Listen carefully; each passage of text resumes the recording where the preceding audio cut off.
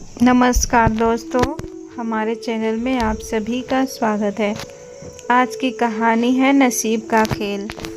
बेटा, मेरी आंखों में बहुत दर्द हो रहा है। डॉक्टर ने पिछले साल ही मोतियाबिंद के ऑपरेशन के लिए कहा था। पूरा साल बीत गया, अब तो आंखों का ऑपरेशन करवा दो। नाश्ता कर रहे बेटे ने चिल्लाते हुए कहा, क्या माँ, सुबह सुबह से अपनी आंखों का आलाप लेकर बैठ जाती हो? कुछ और काम नहीं है तुम्हारे पास? अभी जाओ इधर से, दूसरे कमरे में जाकर बैठो, मुझे नाश्ता करना है। बेटा, अब मुझे आंखों का दर्द सहन नहीं होता है। दर्द के साथ साथ पूरा दिन रात आंखों से पानी बहता रहता है। तुमसे कितने दिनों से कह रही हूँ कि मेरी आंखों का ऑपरेशन करवा दो, लेकिन तुम सुनते ही नहीं हो। चिल्लाती हुई बहू कहती है, हम अकेले नहीं हैं तुम्हारी आंखों का ऑपरेशन कराने के लिए, और भी 5 बेटे हैं तुम्हारे, उनसे भी कहो कोई तुम्हारा ऑपरेशन करा दे। हम ही क्यों करवाएं? अब जाओ इधर से, बाहर चबूतरे पर बैठ जाओ, हम लोगों को शांति से नाश्ता कर लेने दो। सुबह सुबह कुछ न कुछ खिच लेकर बैठ जाती हो। बहू बेटे की बात गोमती जी को बहुत बुरा लगता है। कुछ देर के लिए वह शांत हो जाती है। उन्हें बहू बेटे का बदलता हुआ व्यवहार समझ में आ रहा है, लेकिन कुछ कर नहीं पा रही हैं। जब से उनके पति इस दुनिया से गए हैं, तब से उनके बेटे बहू ने किस तरह से मुंह मोड़ा है, पल पल इस बात को वह महसूस कर रही है।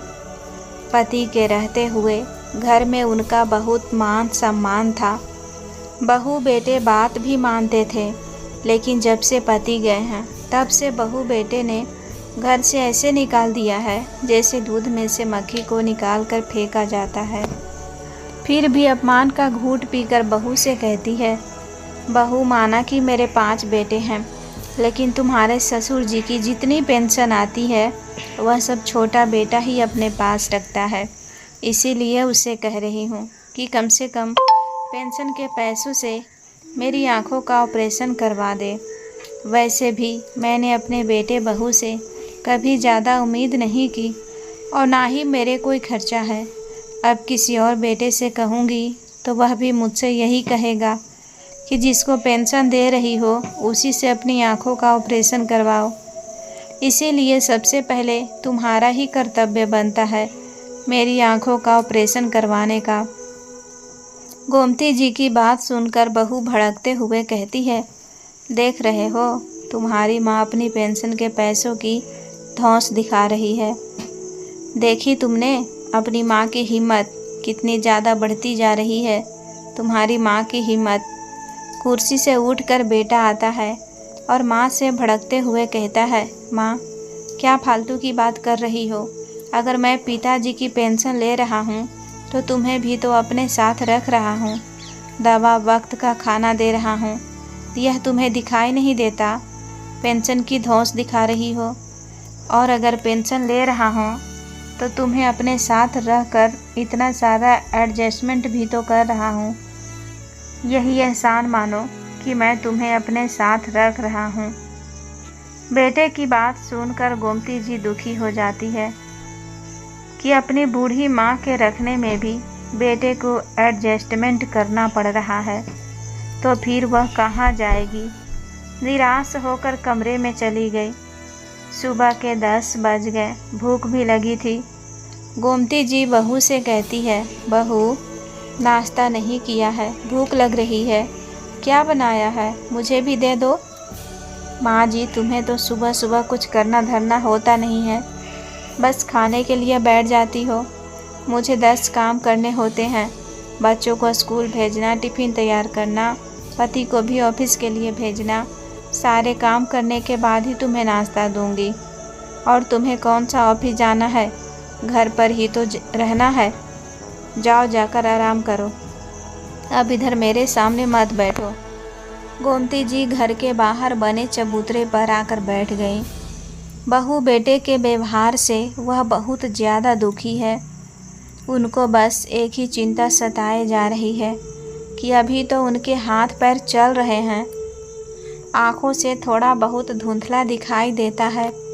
खुद ही अपने शरीर के काम कर लेती है और जिस दिन अपनी आँखों से पूरी तरह से अंधी होकर बैठ जाऊंगी, अपने काम नहीं कर पाऊंगी, तो बेटे बहू पता नहीं मेरे काम करेंगे भी या नहीं।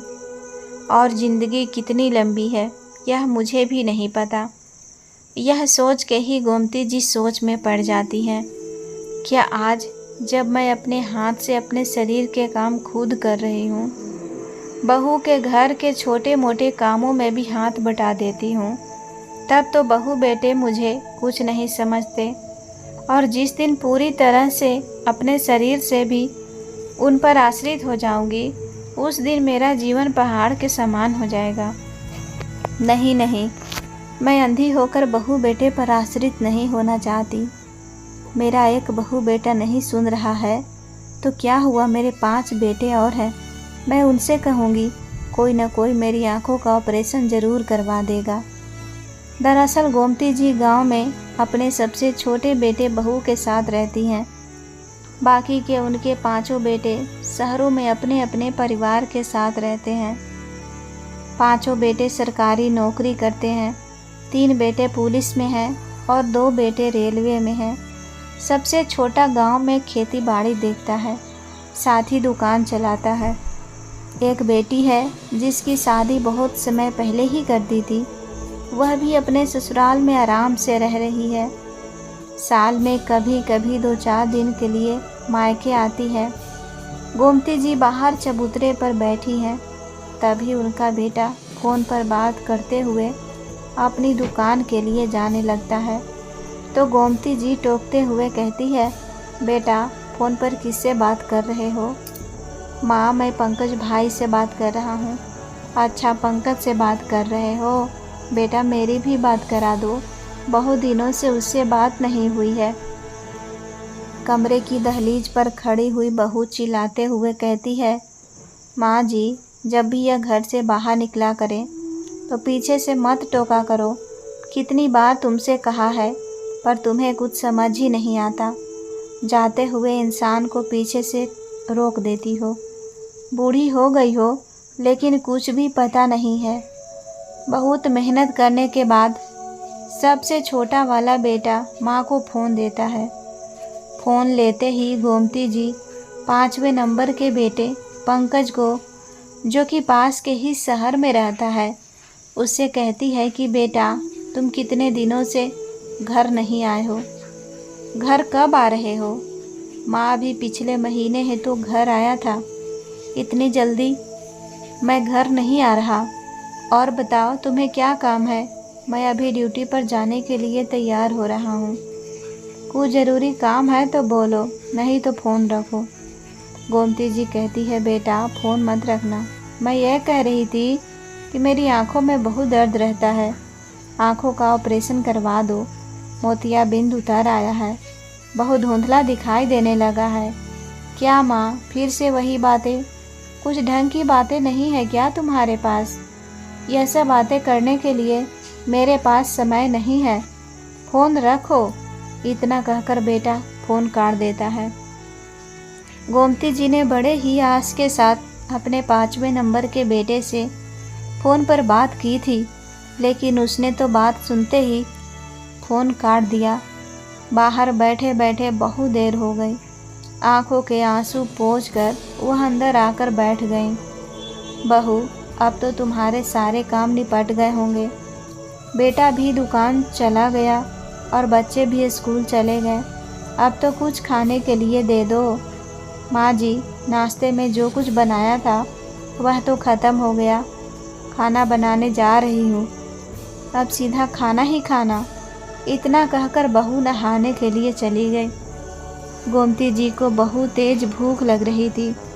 रसोई में जाकर देखने लगी, शायद कुछ रखा हो तो वह खा ले, लेकिन उन्हें रसोई में कुछ नहीं मिलता है। चुपचाप से आकर फिर से बाहर चबूतरे पर नीम के पेड़ के नीचे बैठ जाती है। पड़ोस में एक छोटी सी दुकान है, उस पर बैठा हुआ एक लड़का कहता है, क्या हुआ काकी, नाश्ता नहीं किया क्या? इतनी जल्दी बाहर आकर बैठ गई। गोमती जी कुछ नहीं कहती है। वह समझ जाता है कि आज भी काकी को नाश्ता नहीं मिला है। दुकान से बिस्किट का पैकेट वह गोमती जी को दे देता है। बेटा, मेरे पास देने के लिए पैसे नहीं हैं। कोई बात नहीं काकी, कि मेरे ऊपर बहुत सारे एहसान हैं। अगर आपको एक बिस्कुट का पैकेट दे भी दूंगा तो मेरा कुछ नहीं बिगड़ जाएगा। गोमती जी पानी में डुबोकर बिस्कुट खा लेती हैं, लेकिन आँखों के दर्द से बहुत ज़्यादा परेशान है। और सबसे बड़ी चिंता तो उन्हें यह खाए जा रही है कि अगर मुझे आँखों से देखना बंद हो गया तो बुढ़ापा बहुत कष्टदायक हो जाएगा। क्या सोच रही है काकी? आँखों में दर्द हो रहा था। क्या हुआ? अपने बेटे से ऑपरेशन के बारे में बात की क्या? मैं भी मोनू भैया को कहा था, पास के ही शहर में एक कैंप लगा है, बस आपको लेकर जाना है, आसानी से ऑपरेशन हो जाएगा। हाँ बेटा, बात तो करी थी, लेकिन मोनू ने कुछ कहा नहीं। और वह सोचने लगती है, जब 2 महीने पहले मेरा हाथ टूटा था तो बहू को मेरे कपड़े धोने पड़ते थे। कितना गुस्सा करती थी। हाथ तोड़कर बैठ गई हो, घर के काम करूँगी कि तुम्हारे कपड़े धुलूँगी। मेरे हाथ का प्लास्टर निकलते ही उसने कपड़े धोने छोड़ दिए थे। हाथ में दर्द होते हुए भी मैं कितनी मुश्किलों से अपनी साड़ी धुल पाती थी, यह तो मैं ही जानती हूँ। अभी मेरे दोनों बड़े वाले बेटे गांव आने वाले हैं, क्योंकि दोनों के ससुराल में शादी है।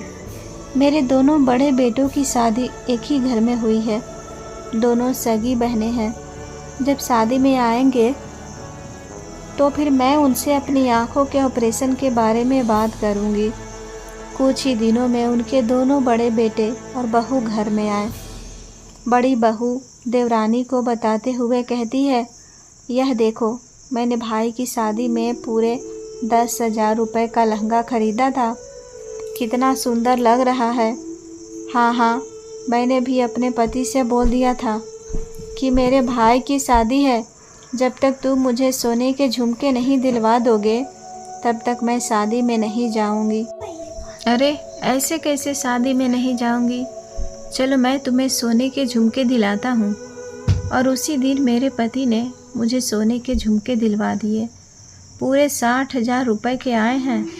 बहू की बातें सुनकर गोमती जी फूले नहीं समा रही है कि चलो मेरे बेटे ने कितनी तरक्की कर ली है। बहुएं कितने अच्छे अच्छे कपड़े पहन रही हैं, सोने के गहने पहन रही हैं। भले ही मैं अपने शौक़ पूरे ना कर पाई हूँ, लेकिन मेरे बच्चे तो अपने शौक़ पूरे कर रहे हैं। जब मेरे बच्चे छोटे छोटे थे तब मेरे पास इतनी सारी जिम्मेदारियाँ थी कि अपने लिए एक साड़ी खरीदने तक के लिए 10 बार सोचना पड़ता था, क्योंकि हमारा संयुक्त परिवार था और घर में नौकरी करने वाले एकमात्र मेरे पति ही थे। पति की सैलरी से ही पूरे घर के खर्चे चलते थे। दोनों ननद की शादी की, माता पिता की जिम्मेदारी, दवाइयों का खर्चा भी मेरे पति ही उठाते थे। और फिर 6-7 बच्चों को पढ़ाना लिखाना इतना आसान नहीं होता है। तो इतनी सारी जिम्मेदारियां के बीच अपने सपने पूरे करने का कभी मौका ही नहीं मिला। लेकिन भगवान के दया से आज मेरे 5 बेटों को पैसा कमा रहे हैं, खूब तरक्की कर रहे हैं, इसी बात की कमी नहीं है। रात में सभी लोग बैठकर खाना खा रहे हैं। तभी गोमती जी आती है और अपने दोनों बड़े बेटों से कहती है कि बेटा, इस बार मैं भी तुम्हारे साथ शहर चलूँगी। जिसे सुनकर दोनों बेटे और बहुएं ऐसे चुप हो जाते हैं जैसे उन्हें सांप सूंघ गया हो। लेकिन जो बेटा गांव में रहता है वह सुनकर खुश हो जाता है कि चलो अच्छा है, माँ बड़े भाई साहब के साथ जाएगी तो उधर ही अपनी आँखों का भी ऑपरेशन करवा लेगी, मुझे पैसे खर्चे नहीं करने पड़ेंगे।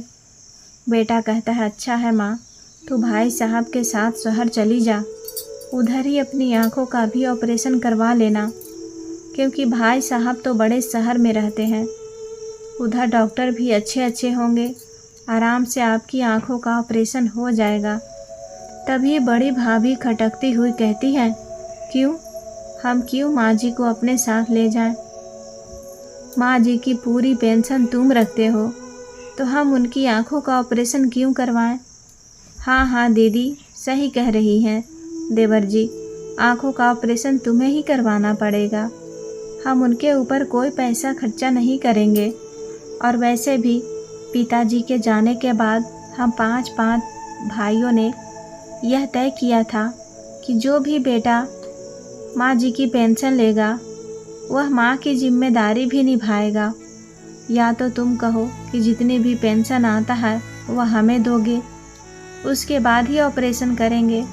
इसके लिए छोटा बेटा बहू तैयार नहीं होते हैं और कहते हैं कि नहीं नहीं, हम पेंशन के पैसे तुम्हें क्यों देंगे? तुम लोग तो पहले से ही अच्छी खासी नौकरी करते हो, अच्छी सैलरी मिलती है, पेंशन के पैसे तो हम ही रखेंगे। दोनों बेटे भी साफ साफ इनकार कर देते हैं। फिर ऑपरेशन भी तुम ही कराना, हम नहीं ले जाने वाले हैं। बहू बेटे की ऐसी बातें सुनकर गोमती जी का मन दुखी हो जाता है। जब बच्चे छोटे थे पढ़ने में जान लुटाती थी। सोचा था जब बच्चे बड़े हो जाएंगे तो हमारा ख्याल रखेंगे, लेकिन इधर तो बच्चे एक छोटी सी जिम्मेदारी को भी एक दूसरे पर डाल रहे हैं, जबकि किसी के पास पैसों की कमी नहीं है। लेकिन जब माँ की बात आती है तब सब कंगाल हो जाते हैं।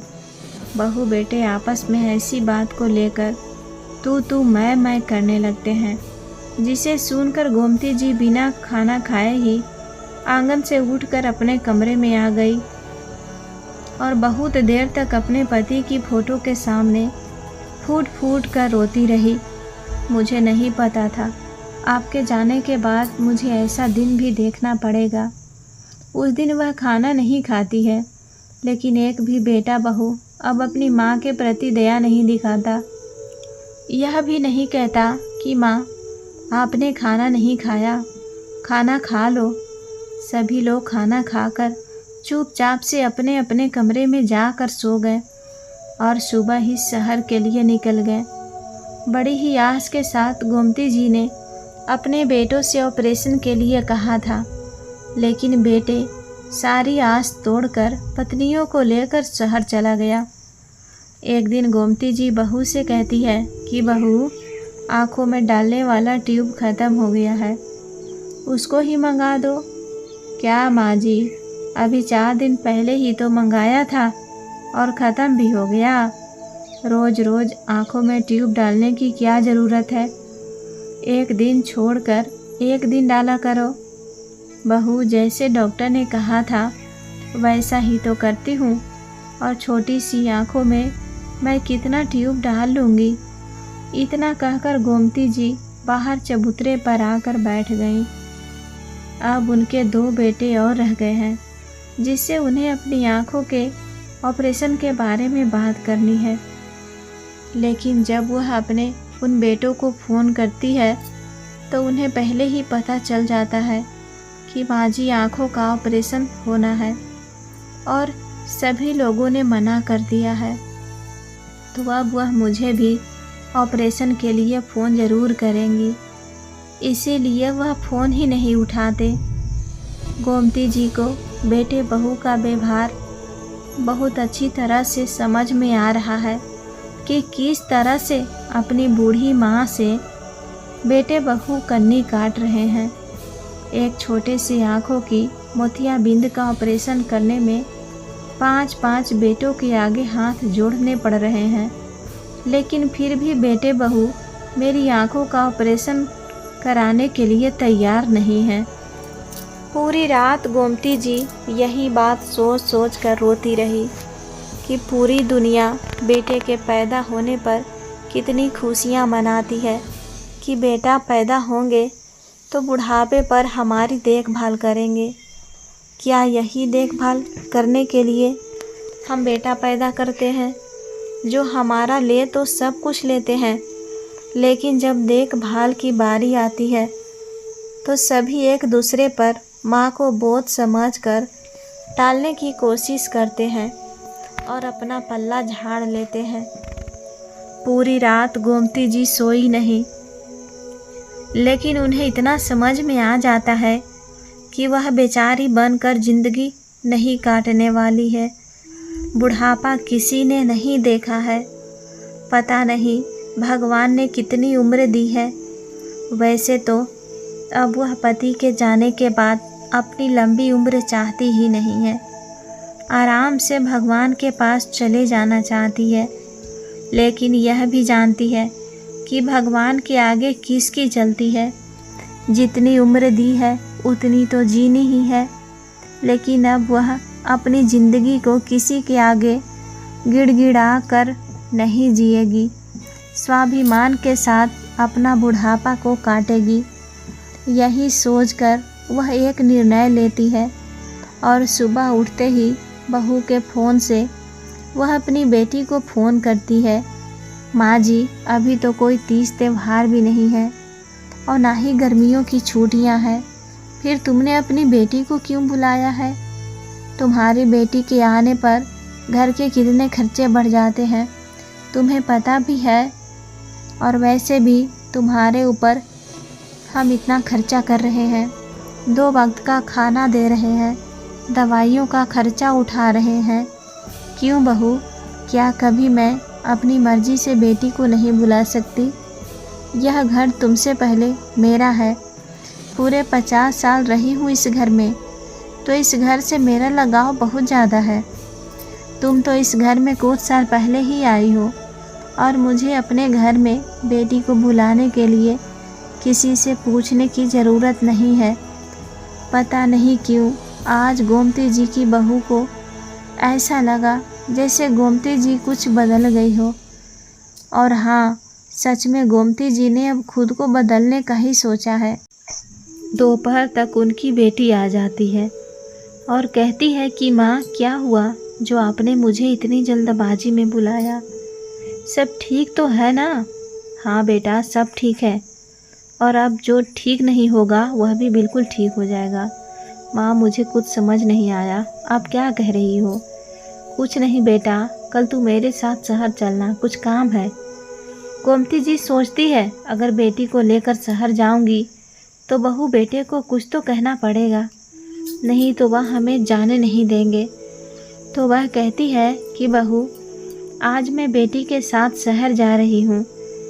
दरअसल उसकी जान पहचान के एक आँखों के बहुत अच्छे डॉक्टर हैं, उन्हीं को दिखा कर आऊँगी। कह रही थी कि मैं आपका ऑपरेशन करवा दूँगी। बेटे बहू इस बात को सुनकर खुश हो जाते हैं। चलो अच्छा है, माँ का ऑपरेशन उनकी बेटी करवा देगी। बेटी के साथ जा रही है तो सारा वही खर्चा करेगी, मुझे कुछ खर्चा करने की ज़रूरत नहीं है।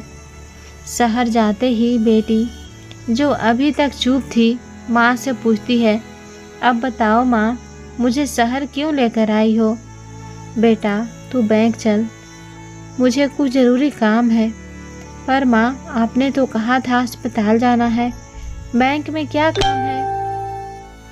अरे, तेरे पिताजी के पेंशन के जो पैसे आते हैं अब मैं खुद निकालूंगी और उन्हें अपने पास रखूंगी, किसी को नहीं दूंगी। पर माँ, अगर भैया भाभी को पता चला कि मैं आपके साथ बैंक से पेंशन निकलवा कर आई हूँ, तब वह मुझसे ही भला बुरा कहने लगेंगे और कहेंगे कि शायद मुझे ही माँ की पेंशन की कुछ लालच है, जबकि मेरे मन में तो ऐसा कुछ भी नहीं है। बेटा, तू चिंता क्यों करती है? जैसा मैं कह रही हूँ वैसा कर, क्योंकि मैं पढ़ी लिखी नहीं हूँ, ना तो बैंक के कागज़ पढ़ सकती हूँ, ना ही समझ सकती हूँ। इसीलिए मुझे सब कुछ समझाती जा और जैसा मैं कह रही हूँ वैसा करती जा। मेरा एक अलग खाता खुलवा दे, जिससे मेरे पति की पेंशन उसमें आने लगे। मैं अब बहू बेटों को अपने पति के पेंशन के पैसे नहीं लेने दूंगी। मैं 6 बेटों को देख लिया, ना ही मेरी सुनते हैं, ना ही मुझे एक पैसा देते हैं। एक पैसे के लिए तरसा देते हैं। अपने लिए कितना भी खर्चा कर लेंगे, लेकिन मेरे लिए ज़रूरी पैसे भी खर्चा नहीं करते हैं। तुझे पता है कितने दिनों से मुझे आंखों में तकलीफ़ हो रही थी। ठीक है, दिखाई भी नहीं देता। डॉक्टर ने ऑपरेशन करने के लिए बोला है। लेकिन तुम्हारे एक भी भाई भाभी आँखों का ऑपरेशन करवाने के लिए तैयार नहीं है। अब मुझे किसी की ज़रूरत नहीं है, मैं खुद ही अपनी आँखों का ऑपरेशन करवा लूँगी। राखी माँ की एक अलग से बैंक अकाउंट खुलवा देती है और सारी फॉर्मेलिटी पूरी कर देती है। बैंक वाला भी कहता है कि माँ जी आप चिंता मत करो, अगले महीने से सारे पैसे आपके ही अकाउंट में आएंगे। और हम आज इसी महीने की भी पेंशन के पैसे अकाउंट में आ गए हैं। वैसे भी आज 2 तारीख है और अभी तक आपका बेटा पैसे निकालने नहीं आया है। आप चाहो तो पेंशन के पैसे निकाल सकती हो। अच्छा बेटा ठीक है, जितने भी पैसे आए हैं वह सारे पैसे मुझे निकाल कर दे दो। पेंशन के 25,000। डॉक्टर कहता है माता जी आपका ही ऑपरेशन करवाना है, आ जाओ आपकी आँखों का ऑपरेशन कर देंगे। पता नहीं आप इतना दर्द कैसे सहन कर रही थी। इसके बाद गोमती जी बेटी के साथ वापस से गांव आ जाती है। रास्ते में गोमती जी अपनी बेटी को बहू बेटों के व्यवहार के बारे में भी बताती है कि किस तरह से बहू बेटे उन्हें उनके साथ व्यवहार कर रहे हैं, जिसे सुनकर राखी को बहुत गुस्सा आता है, क्योंकि उसे अभी तक यही लग रहा था कि उसके भैया भाभी माँ को बहुत अच्छी तरह से रख रहे हैं और फिर माँ के पास क्या कमी है। पिताजी इतना अच्छा खासा घर बनवा कर गए हैं, उनकी पेंशन भी आती है, भैया तो उन्हें पलकों पर बिठा कर रख रहे होंगे। लेकिन इधर तो नज़ारा कुछ और ही था। जब घर पहुंचती है तो बेटा बहू दोनों ही कहते हैं डॉक्टर को दिखाने में इतना टाइम लगता है, पूरा दिन गंवा दिया। और क्या कहा डॉक्टर ने? तो गोमती जी कहती है डॉक्टर ने कहा है कि कल आ जाना, तुम्हारा ऑपरेशन करवा देंगे। लेकिन माँ मेरे पास समय नहीं है तुम्हारे साथ जाने के लिए, तुम देख लेना किसके साथ जाना है। गुस्सा होते हुए राखी कहती है भैया तुम इसकी चिंता मत करो, मैं माँ के साथ चली जाऊंगी, तुम आराम से घर पर बैठो। बैठने से तुम्हारा क्या मतलब है? कुछ नहीं भैया, इतना कहकर राखी माँ के साथ कमरे में चली गई। दूसरे दिन राखी गोमती जी को लेकर शहर गई और उनका एक अच्छे से डॉक्टर से आँखों का ऑपरेशन करवा देती है। हफ्ते भर में ही वह गांव वापस आ गई। एक हफ्ते में एक भी बेटे बहू ने यह ज़रूरी नहीं समझा कि अस्पताल में माँ से मिल लाऊं। बस फॉर्मेलिटी के लिए एक फ़ोन कर लिया और उससे ही माँ का हाल चाल जान लिया। किसी ने यह भी नहीं पूछा कि ऑपरेशन के लिए पैसे कहाँ से आए, क्योंकि सब भाइयों को लग रहा था कि पैसा राखी ने खर्चा किया है। और ज़्यादा बात नहीं की, इसीलिए नहीं की कि कहीं राखी हमसे ऑपरेशन के पैसे ना मांगने लगे। इसीलिए फॉर्मेलिटी भर फ़ोन किया और काट दिया।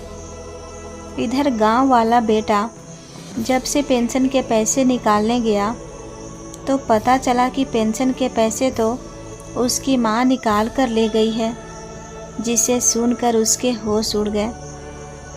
गुस्से से आग बबूला हो गया कि माँ की इतनी हिम्मत कैसे हुई पेंशन के पैसे निकालने की। आने दो माँ को, तब अच्छे से खबर लूँगा। हफ्ते भर में ही गोमती जी बेटी के साथ गांव आ गई। राखी माँ के लिए बहुत सारा खाने पीने का सामान भी शहर से लेकर आई थी, जिसमें बहुत सारे फल, मेवे और गाय का घी भी शामिल था।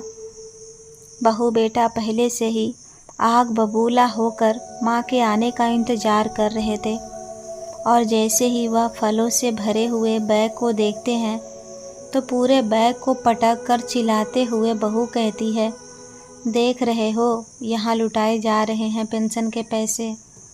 देखो कितने सारे फल और मेरी बूढ़ी माँ अपने लिए लेकर आई है। बुढ़ापे पर इन फलों को खाकर अपना शरीर चमकाएगी। पता नहीं इतने फल और मेवे खाकर बुढ़ापे पर क्या करेगी। कब्र में तो पैर लटके हैं, फल मेवे ऐसे लेकर आई हैं जैसे अभी उसकी पूरी ज़िंदगी जीनी है। भाभी की बात सुनकर आँखी से रहा नहीं जाता है और गुस्सा होते हुए कहती है कि भाभी, ऐसा किसने कहा कि बुढ़ापा आ जाता है तो खाना पीना छोड़ देते हैं। अरे बुढ़ापे पर तो और पौष्टिक खाना खाने की ज़रूरत होती है जिससे हम बीमार ना पड़े। अगर बीमार पड़ते हैं तो बहू बेटों का ही काम बढ़ जाता है। अच्छा है कि बूढ़े बुजुर्गों को सही समय पर दिखाकर उन्हें स्वस्थ रखो। और अगर माँ अपने खाने पीने का सामान लेकर आई है तो इसमें आपको तकलीफ़ क्यों हो रही है? आपसे तो पैसे मांगने नहीं आई थी। पिताजी के पेंशन के जो पैसे आते हैं उसमें ही उन्होंने यह सब कुछ खरीदा है और अपनी आँखों का भी ऑपरेशन उन्हीं पैसों से करवाया है। क्या माँ, तुमने पेंशन के पैसों से ऑपरेशन करवाया है? मुझे तो लगा था राखी ने ऑपरेशन के पैसे दिए हैं। गुस्सा होते हुए गोमती जी कहती है, क्यों बेटा, प्रॉपर्टी तुम रखो और ऑपरेशन के पैसे राखी दे, यह कहाँ का न्याय है? माँ, तुमने पेंशन के पैसों को कैसे निकाला? तुम्हारी हिम्मत कैसे हुई? क्यों बेटा, मेरे पति की प्रॉपर्टी पर मेरा भी हक है और इस हक से मैंने वह पैसे निकाले हैं। पेंशन पर पहला हक उसकी पत्नी का होता है, ना कि बेटे बहू का। और तुम मुझे पेंशन के पैसे निकालने से रोक नहीं सकते हो। अगर ज़्यादा 3-5 करोगे तो पुलिस को खबर कर दूंगी। पुलिस वाले तुम दोनों की अच्छी से खबर लेंगे। गोमती जी की बात सुनकर बहू कहती है, माँ जी, भले ही आप अभी पेंशन की धौंस दिखा रही हो, लेकिन जब तुम्हारा बुढ़ापा आ जाएगा, तुम्हें ज़रूरत पड़ेगी तो तुम्हारा यही बेटे बहू काम आएंगे।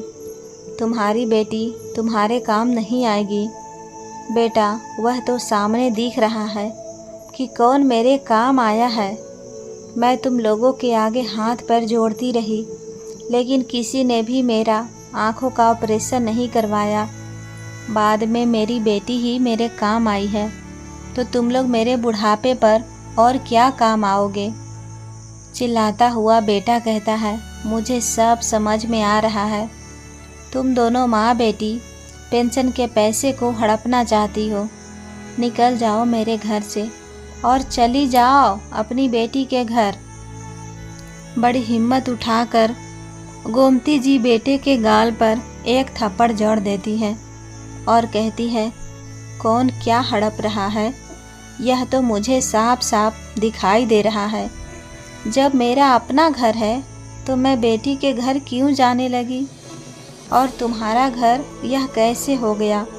यह घर मेरे पति का है, उन्होंने बनवाया था।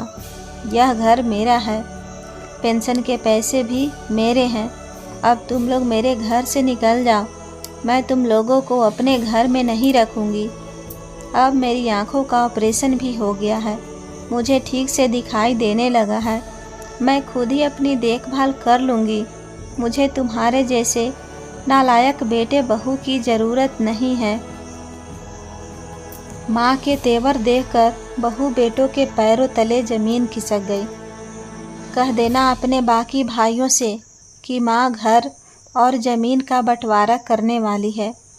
घबरा कर छोटा बेटा 5 भाइयों को फ़ोन कर देता है और पेंशन के साथ साथ घर ज़मीन के बंटवारे के बारे में भी सब कुछ बता देता है। कहीं माँ अपनी पेंशन के साथ साथ घर और ज़मीन भी बेटी के नाम ना कर दे। इस डर से बाकी के 5 बेटे अपनी पत्नियों के साथ गांव आ गए। गोमती जी भी यही चाहती थी कि उनके 5 बेटे बहू एक साथ एक आंगन में इकट्ठे हो, तब फिर वह अपने आगे का निर्णय उन्हें सुना सके। आते ही बहू बेटे यह भी नहीं पूछते हैं कि माँ, आपकी आँखों का ऑपरेशन कैसा रहा। अब ठीक है, कोई दिक्कत तो नहीं है। बल्कि चिल्लाते हुए कहने लगे कि यह तुमने सही नहीं किया माँ। हंसती हुई गोमती जी कहती है, वाह बेटा, मैं तुम्हें बुलाती रह गई। तब तो किसी के पास भी समय नहीं था गांव आने का, लेकिन जैसे ही पैसे, आज ज़मीन की बात आई तो कैसे भागे भागे गांव आ गए। बूढ़ी माँ के लिए किसी के पास 2 दिन का समय नहीं था, अब कैसे समय मिल गया। तुम सबको माँ की बात सुनकर 5 बेटे बहू चुप हो गए। तभी उन दोनों बेटों जिन्होंने फ़ोन नहीं उठाया था, गोमती जी कहती है, क्यों, तुम दोनों ने तो मेरा फ़ोन ही नहीं उठाया था। ज़मीन और घर के बंटवारे के बात सुनकर भागे भागे आ गए। समझ नहीं आती है तुम लोगों को, तुम जैसे नालायक बेटों की जगह भगवान मुझे अच्छा होता कि बेटियां ही दे देता। माँ, क्या फालतू की बातें कर रही हो? और तुम्हारे दिमाग में यह ज़मीन बांटने की बात कहाँ से आई? सही कह रहे हो बेटा, पहले तो मेरे दिमाग में पेंशन भी लेने का विचार नहीं था।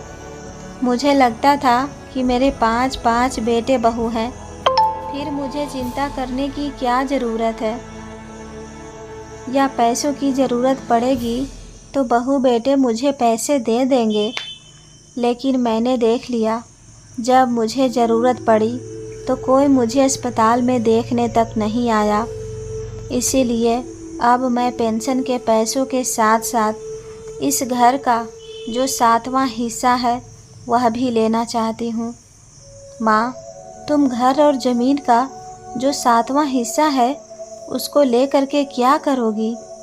मैं गरीब को दान कर दूँ, चाहे किसी आश्रम में जाकर दे दूँ, लेकिन अपना हिस्सा मैं तुम जैसे बेटे बहू को नहीं दूँगी, तुम लोगों को नहीं दूँगी। जब तक रहूँगी उन पैसों से अपना बुढ़ापा काटूँगी। माँ, तुम्हारे लिए तो पेंशन के पैसे ही पर्याप्त हैं, फिर ज़मीन और घर क्यों लेना चाहती हो? क्योंकि मैं अपने हिस्से का एक टुकड़ा भी तुम लोगों को नहीं देना चाहती। भले ही सड़क के किनारे भिखारी को दे दूँ, जिसको देना होगा दे दूँगी, जो मेरी सेवा करेगा उसे दूँगी, लेकिन फोकट में अपना हिस्सा किसी को नहीं दूँगी। और अंत में गोमती जी अपने घर और ज़मीन का 7वां हिस्सा ही ले लेती है। अब उनके पास ना तो पैसों की कमी है, ना ही किसी और चीज़ की। तो बताओ, तुम मुझसे मेरी सेवा कराने का कौन इच्छुक है? जो भी इच्छुक होगा उसको मैं अपनी पेंशन का आधा हिस्सा दूंगी। सभी बेटे बहू कहने लगते हैं कि माँ, आप मेरे साथ शहर चलो। तो दोनों बड़े बेटे भी कहने लगते हैं कि आप हमारे साथ चलो, हम दोनों भाई आस पास ही रहते हैं, जहाँ आपका मन करे उधर आती जाती रहना। कल तक तो बेटे बहू बूढ़ी माँ को बोझ समझकर एक दूसरे पर टाल रहे थे और कन्नी काट रहे थे। आज वही पैसों के लालच में माँ को अपने साथ ले जाने के लिए लड़ झगड़ रहे हैं और एक एक करके अपने पास माँ को बड़े आराम से रखने लगे, उनकी सेवा भी करने लगे। अब अपने हिस्से का घर, ज़मीन और पेंशन सब कुछ गोमती जी अपने हाथ में रखती और जितना ज़रूरी होता जिस बेटे बहू के पास रखती उतना खर्चा कर लेती, बाकी अपने पास रखती।